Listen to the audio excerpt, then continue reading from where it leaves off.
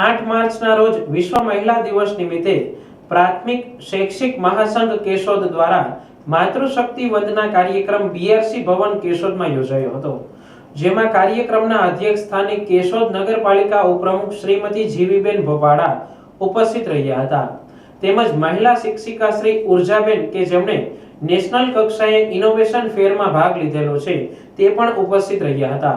તેઓને રમેશભાઈ ઓઝા દ્વારા અપાતો ગુરુ ગૌરવ સાંદીપની એવોર્ડ મળેલો છે। આ ઉપરાંત તાલુકા કક્ષાના શ્રેષ્ઠ શિક્ષક એવોર્ડ અને પ્રતિભાશાળી શિક્ષક એવોર્ડ પણ મેળવેલ છે। ઉર્જાબેનનું નગરપાલિકા ઉપપ્રમુખ જીવીબેન ભોપાડાના હસ્તે સન્માન કરવામાં આવ્યું હતું। આ ઉપરાંત મુખ્ય વક્તા તરીકે બ્રહ્માકુમારી સંસ્થાના અલ્પાબેન અને રૂપાબેને આંતરરાષ્ટ્રીય મહિલા દિવસ અંતર્ગત પોતાનું વક્તવ્ય રજૂ કર્યું હતું। આ કાર્યક્રમમાં કેશોદ તાલુકાના મહિલા કર્મચારીઓ પણ બહોળી સંખ્યામાં ઉપસ્થિત રહ્યા હતા।